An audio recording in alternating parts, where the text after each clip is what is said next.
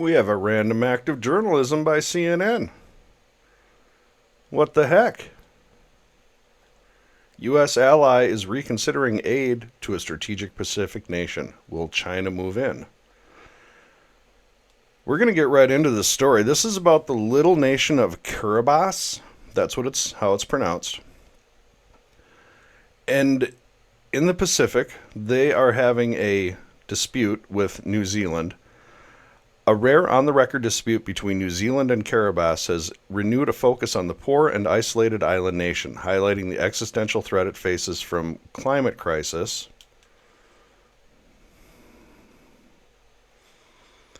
against the backdrop of a tussle between the world's biggest powers for regional dominance. When New Zealand's right-wing government, a more conservative government, CNN. They got it. This is a good piece, but they still have to inject their left-wing ideology. When New Zealand's right-wing, in quotations, government unexpectedly announced an aid review for its Pacific neighbor last week, ostensibly over an alleged snub to a top official, it caused a serious anxiety for the approximately 120,000 people who live in Kiribati, according to one Kiribati minister. Foreign aid accounted for 18% of Kiribati's national income in 2022, according to the Lowry Institute, with New Zealand among the largest donors. The Micronesian nation of 33 coral islands is scattered over a remote area of the Central Pacific that spans 3.5 million square kilometers, or 1.3 million square miles, an area larger than India. Though among the least populated countries, Kiribati is one of the largest exclusive economic zones. Its relative proximity to Hawaii and the United States military bases in Guam gives it a strategic importance as great powers compete for influence in the vast waterways between Asia and the Americas. Now, the little country of Kiribati. Why does it matter to us? Well, I'm going to bring up a map. You see this map? That little red dot right here is the nation of Kiribati. Let's zoom in a little bit.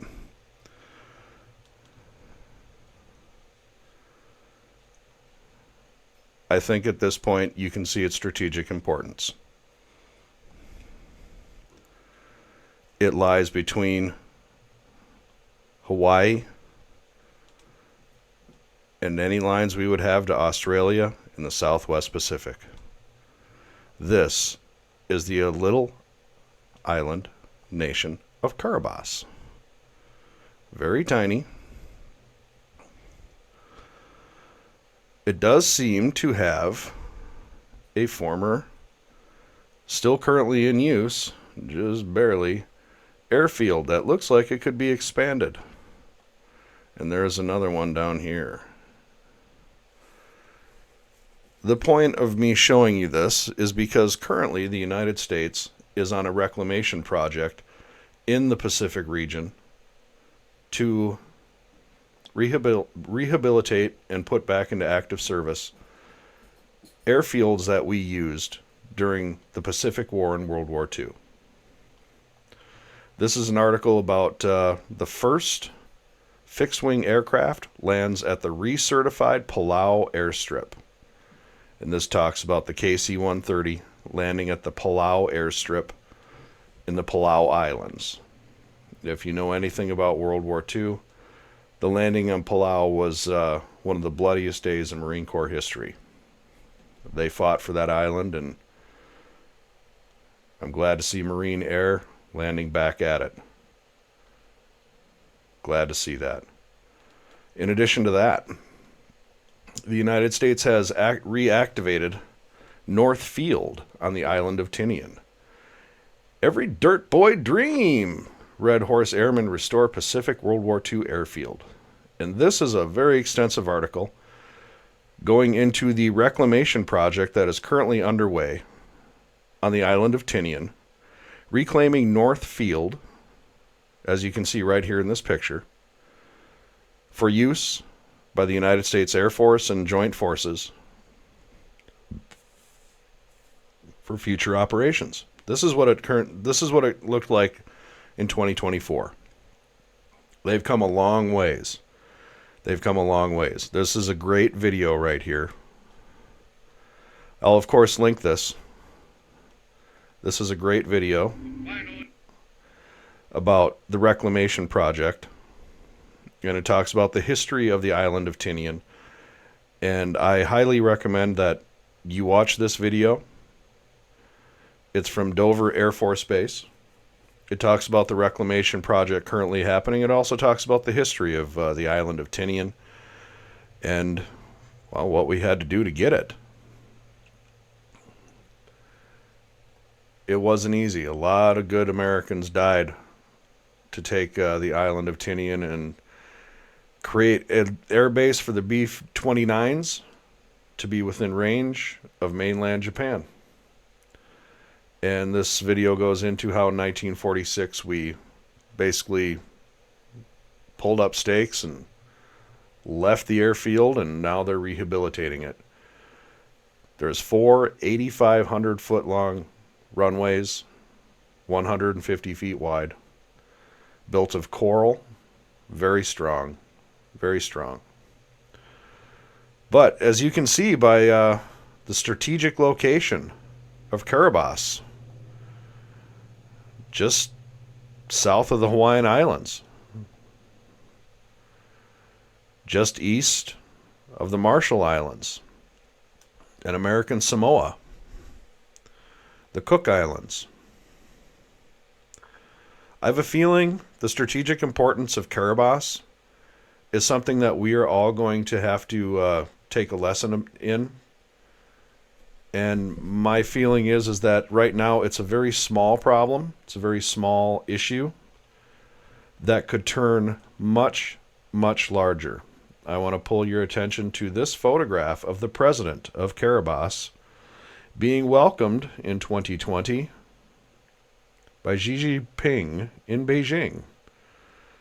Kiribati has gone out of its way now to shun ties with the Western nations, including New Zealand and Australia, its neighbors, to pursue better relations with China. I have a feeling that isn't going to stand. The strategic location of Kiribati demands the United States step in. It demands the United States come up with a plan.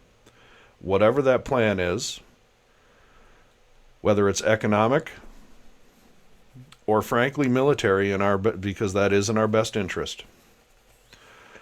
We could not have the potential of a Chinese outpost that close to Hawaii. We can't do it. Let's do a distance check.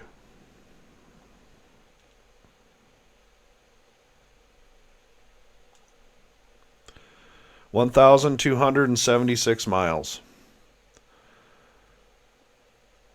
You could station DF26s. That's the Chinese ballistic missile designed to attack United States naval vessels, specifically aircraft carriers, on the move. Their range is 2,400 miles. The DF17 is a hypersonic glide vehicle with a range that we can confirm of approximately 1,200 miles.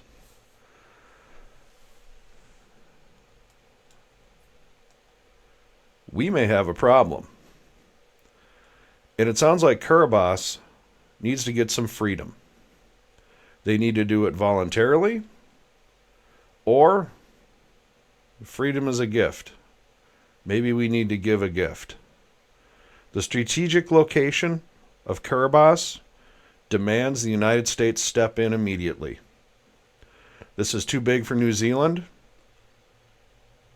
If there still wants to be a New Zealand, the United States has to step in. I urge President Trump to get on this right away. I urge President Trump to get the State Department in on this right away. Perhaps a presidential tour of Micronesia and the Southwest Pacific would be in order. Perhaps that would be in order. Perhaps a White House invitation to some of those presidents might also be in order. He may have turned down, and this is what the spat is actually about, is that the Deputy Prime Minister for New Zealand was turned down a visit by the President of Kiribati. This is how bad the spat is beginning to be. So, with that, I urge the President to get involved. This is a matter for the United States, no longer for New Zealand. Our strategic interests are in play. Kiribati is too close to our state of Hawaii, our strategic facilities in Oahu and on the Hawaiian Islands, on logistical chains. Kiribati,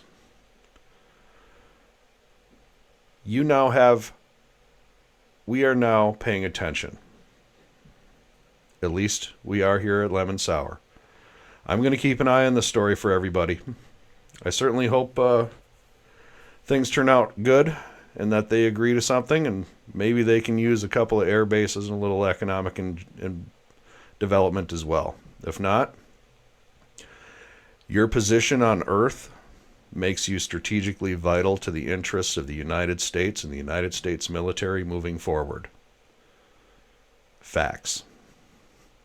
With that, I want to thank you all for stopping in here. If you liked it, I hope you hit the subscribe and like button, and I will catch you guys next time. Thank you.